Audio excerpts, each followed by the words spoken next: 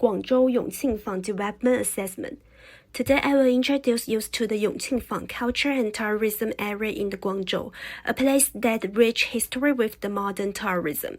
First, let's talk about the geographical and cultural position of the Yongqingfang.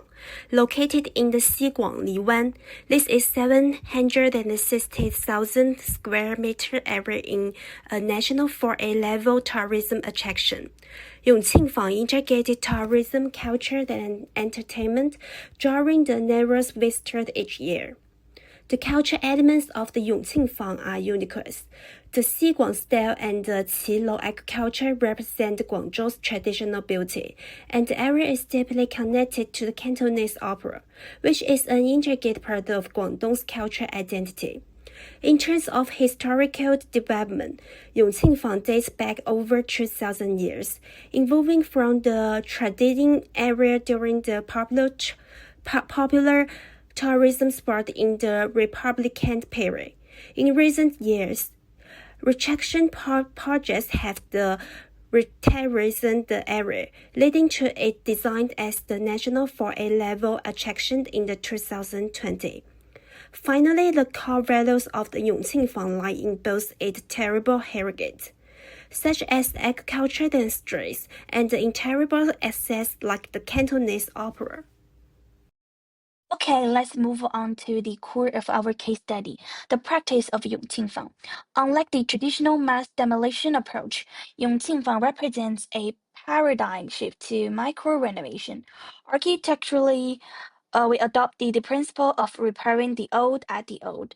Instead of tearing everything down, we used an acupuncture-style restoration.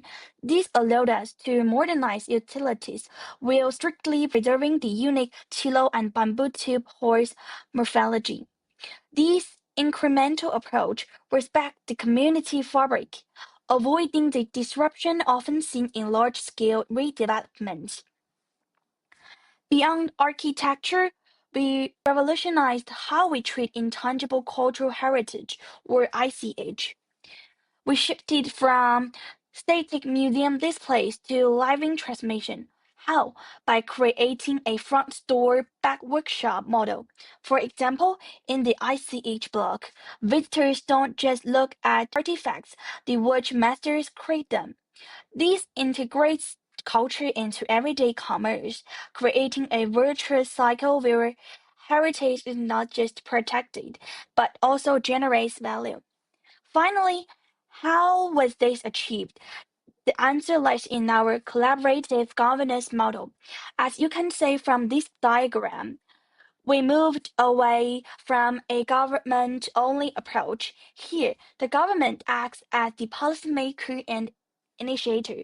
They partnered with the one group, who serves as the market operator to balance cultural responsibility with economic returns. Crucially, we engage the community and inheritors to prevent hollowing out. This multi-stakeholder structure ensures that Yongqingfang remains vibrant, authentic, and sustainable. So now let's look at the operational strategy behind the scenes. First, our business mix. Yongqingfang isn't just about shops. As you can see, cultural experiments shown in red make up 35% of the district. So we combine static viewing of architecture with dynamic experience, like SAH workshops. Research shows this dynamic engagement is exactly what we build for a strong sense of place for tourists. And so, who is visiting? We positioned Yongqingfang as an internet-famous distinguished, generating over 5 million views on social media. Looking at the visitor profile, 30% of our visitors are young people, driven by social media check-ins, and interestingly, 30% of visitors are locals. This provides we haven't just built a tourist trip, we have kept the local community spirit alive. So finally, let's looking at the result. Under our government plus enterprise, Dual governance model, the results are impressive. In 2023 alone, we welcome over 8 million visitors, and even with a free admission policy, we generate 520 million RMB in revenues through secondary consumption like dining and retail. So this confirms Yongqingfang as a leading sustainable model for cultural tourism. Now I will present part 3, focusing on core stakeholders and advantages versus shortcomings of Yongqingfang. The key stakeholders include the government, enterprises, aborigines, merchants, tourists, and intangible cultural heritage anachorists. The government emphasizes planning and heritage protection, while enterprises seek investment returns and brand value. Aborigines care about living quality and preserving community identity. Merchants need stable footfall and a supportive business environment. Tourists expect authentic cultural experiences, and heritage inheritors focus on skill transmission and recognition. Cooperation among some stakeholders functions well, yet tensions remain, such as commercialization pressure, rising rents, overcrowding, and limited channels for residents and small merchants to voice their concerns. In terms of advantages, Yongqingfang features unique Lingnan cultural resources, an innovative micro-renovation plus PPP model, and strong cultural branding supported by national recognition and social media. However, its shortcomings include relatively shallow cultural products, an imbalance toward trendy commercial formats, weak stakeholder coordination, and sustainability risks as daily visitors often exceed the area's carrying capacity. Based on the core concept of deep cultural experience, community integration and symbiosis, and sustainable tourism development, I will present our supporting measures for the Yongqingfang tourism routes, which aim to create a responsible tourism model where culture thrives, the community benefits, and every visitor takes home an authentic memory.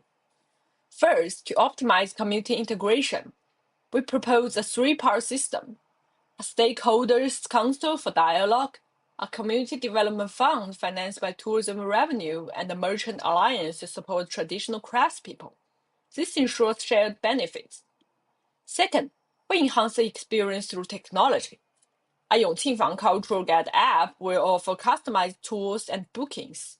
Meanwhile, digital heritage halls using VR will allow immersive experience like painting Guangzhou Pavilion virtually. And the intelligent management system will also be introduced, including visitors flows monitors in core areas and intelligent waste sorting facilities to ensure the best possible visitor experience. Third, for long-term sustainability, we implement crowd control measures and an appointment system to protect the environment. Crucially, we established a cultural protection area to preserve authentic lifestyle and architecture, while controlling over commercialization. At the same time, to promote businesses' model upgrading and variation, we suggest the local businesses to develop personalized cultural product instead of Wanhong products in the same pattern. Now, let's conclude and look ahead. Yongqingfang stands as a successful model of heritage revitalization, balancing preservation with activation through its unique multi-stakeholder framework. While challenges like commercialization and crowding persist, they highlight the core tension between authenticity and development. Looking forward, we must stay committed to deep cultural experience and community symbiosis. The proposed routes and measures will guide Yongqingfang's sustainable evolution for a trendy sport to a profound cultural destination. Ultimately, the journey of Yongqingfang shows that heritage development is not a choice between protection and use, but an opportunity for innovation integration, a valuable lesson for historical districts everywhere. This is the end of our presentation. On the left is our group member contribution, and on the right is our references. Thank you for your listening.